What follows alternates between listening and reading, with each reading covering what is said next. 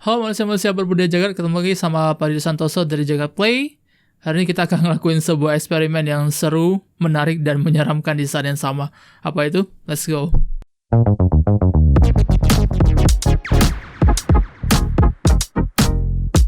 Kalau misalnya lu ngikutin perkembangan teknologi selama beberapa tahun terakhir, kayaknya lu nggak mungkin miss kata AI atau machine learning selama periode tersebut, karena memang ini berdua sepertinya jadi salah satu tumpuan teknologi yang hendak didorong lebih jauh gitu.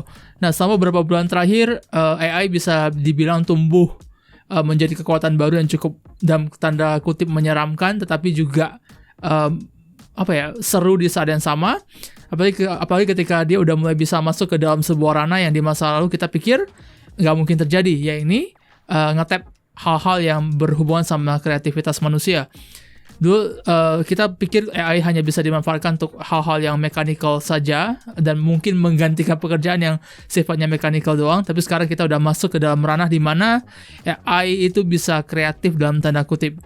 Kita lihat aja seperti kontroversi soal bagaimana AI sekarang bisa menggambar beragam artwork yang sama atau bahkan lebih indah daripada ilustrator-ilustrator di luar sana. Dan gue pribadi datang ke sini pengen ngerasain dan pengen liatin apakah mereka juga bisa masuk ke dalam ranah bahasa atau review tertulis seperti yang kita lakuin sekarang gitu. At least di Jagat Play dan di Jagat Review. Dan yang tentu saja seperti bikin video ini juga butuh skrip misalnya. Itu ranah yang harusnya masih berhubungan sama kreativitas manusia. Nah, lu pasti akan pernah dengar yang namanya ChatGPT dari OpenAI.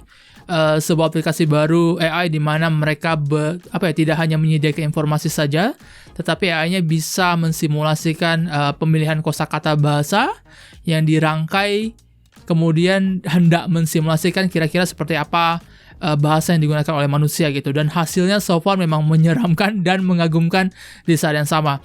Nah, dengan semua fakta ini gue datang dengan sebuah pertanyaan besar yang pengen gue buktikan sendiri.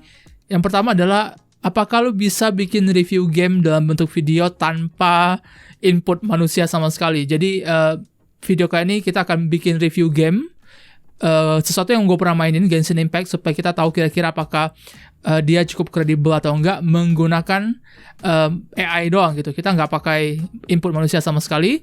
Terus yang kedua, apakah ini berarti di masa depan kita akan bisa nge-review game tanpa perlu main game sama sekali? Bayangin kalau misalnya lu bisa keluarin review Final Fantasy 16 tanpa pernah main FF16 dan gak ada yang tahu gitu.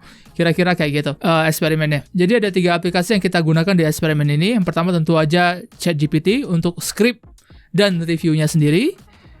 Kita pertama masukin kosakata minta tolong review Genshin Impact ke ChatGPT. Ternyata hasilnya cuma sekitar 2 paragraf pendek doang, yang gak mungkin kita bikin video dari sana. Ternyata kalau misalnya lu tambahin input detail lebih banyak, maksudnya lu minta please review Genshin Impact in details, dia akan mulai menjabarkan lebih banyak deskripsi soal Genshin Impact dalam bentuk review, bahkan soal impresi banyak orang soal ini game gitu. Dan akhirnya kita bisa jadiin review. Dan paling kerennya juga, ternyata lu bisa minta tolong ChatGPT buat translate itu ke bahasa Indonesia secara instan. Jadi lu bisa lihat di layar lu sekarang adalah bahasa Inggris skripnya, terus dalam bentuk bahasa Indonesia juga langsung dari ChatGPT. Karena tidak ingin terlibat langsung, kita juga harus membaca ini skrip. Kita ngandelin dari Google, kita cari aplikasi yang lumayan menarik, terus ada Murf AI buat text to speech yang juga support baca bahasa Indonesia dengan aksen yang tepat gitu. Dan lu bisa lihat hasilnya seperti apa. Jadi mereka menawarkan pilihan suara dan pilihan pembaca. Terus juga lu bisa mengatur lu bisa mengatur banyak hal, termasuk soal pause, kira-kira kapan supaya terasa dan terdengar lebih realistis. Terus kita setelah dari sana, karena kita butuh presenter, kita langsung masuk ke Synthesia. Nah, Synthesia even bahkan lebih serem dan menyeramkan. Yang lu butuhin adalah lu cuma butuh masukin skrip, even dalam bentuk bahasa Indonesia sekalipun, masuk ke dalam Synthesia dan dia akan keluarin video karakter avatar yang ngobrol dengan gaya mulut, gerak mulut yang sama seperti yang lu tuliskan, bahkan dalam bahasa Indonesia sekalipun, gak cuma Inggris doang.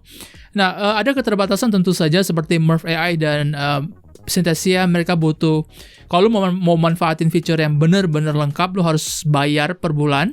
Itu kita nggak lakuin di sini, jadi kita manfaatin fitur gratisnya. Untuk Synthesia misalnya lu bahkan bisa masukin video B-roll lu sendiri supaya bikin video berasa kayak video YouTube yang profesional tuh bisa dilakuin gitu. Jadi lu bisa masukin lebih banyak video Genshin Impact misalnya ke dalamnya supaya lu bisa bikin flow-nya lebih bagus. Karena kita tidak ada fitur berbayarnya dan terbatas. Ada si Dian, editor di belakang kamera sekarang ya kan, gue minta tolong buat nyuntikin B-roll Genshin Impact supaya isinya mirip sama Synthesia ini dan berasa kayak review profesional. Jadi kombinasi antara ChatGPT sebagai scripter, langsung dari mereka sebagai reviewer, terus Morph AI sebagai text to speech, dan Synthesia sebagai pembuat videonya yang mempresentasikannya, maka hasilnya adalah sebuah video review Genshin Impact game tanpa input gua sama sekali. Hasilnya adalah seperti ini. Genshin Impact adalah sebuah game RPG aksi dunia terbuka yang dikembangkan oleh miHoYo. Game ini ditetapkan di dunia fantasi Teyvat dan mengikuti karakter utama yang sedang dalam perjalanan untuk Mi. Venti, the bard that sits around doing nothing all day? He was once such a gentle child, now so full of rage and suffering.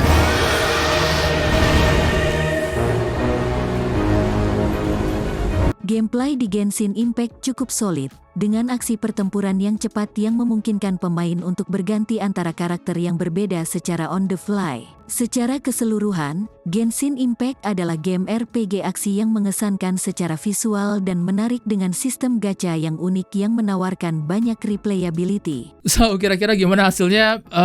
Ya, di satu sisi lumayan mengesankan apa yang sudah berhasil dicapai AI saat ini. Dan di sisi yang lain juga terasa cukup menyeramkan gitu. Karena pada dasarnya kalau mau bikin video review soal apapun sekarang, even untuk video game yang harusnya berdasarkan experience, lu bisa manfaatin AI untuk ngelakuin itu, dan dia bisa ngelakuin dan ngelahirin sesuatu yang terasa manusia banget gitu. Ya mungkin yang harus disempurnakan adalah text to speech yang saat ini walaupun udah confirm bisa ikut aksen bahasa Indonesia, dia masih terasa sangat komputer sekali. Tapi di masa depan ketika text to speech semakin berkembang, terus ada chance juga lu bisa manfaatin suara gua misalnya sebagai sampel untuk baca AI gitu misalnya, text to speech, ya ini akan makin sulit untuk dikenali gitu kalau bahwa ini semua kerjaan AI. Nah, implikasi negatif seperti apa yang pengen gua kasih lihat ke lu dengan eksperimen ini? Pertama adalah sekarang adalah era di mana percaya atau enggak lu bisa review game tanpa harus main gamenya gitu. Jadi walaupun si ChatGPT misalnya dia masih butuh waktu untuk ngehimpun data, informasi dari banyak sumber untuk bisa nge-review game yang notabene butuh waktu dan gak mungkin terjadi di game-game baru misalnya.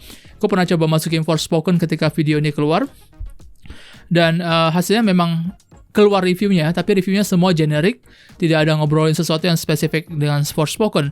Sementara ketika kita ngobrolin soal Genshin Impact yang lebih populer dan usianya lebih tua, dia bisa ngobrolin banyak details kayak miHoYo, bahkan ngobrolin soal sistem gacha yang tidak diterima oleh semua gamer gitu. Jadi definitely lebih efektif untuk game-game lama, tapi untuk saya ini tidak tertutup kemungkinan kalau lu bisa review game tanpa main gamenya sama sekali dengan menggunakan kombinasi AI ini. Untuk yang kedua, ya implikasinya adalah lu harus punya pikiran yang jauh lebih kritis untuk melihat video konten di sosial media, terutama untuk Instagram Reels, video TikTok, atau YouTube Shorts yang berisikan review game atau review apapun, tapi kontennya cuma B-roll gitu, terus pakai text to speech. Nah, kita harus mulai bertanya apakah mereka benar-benar menguji gamenya atau menguji produknya dengan tepat, ataukah semua yang dikerjakan oleh ChatGPT dikombinasiin sama text to speech terus digabung sama B-roll doang gitu.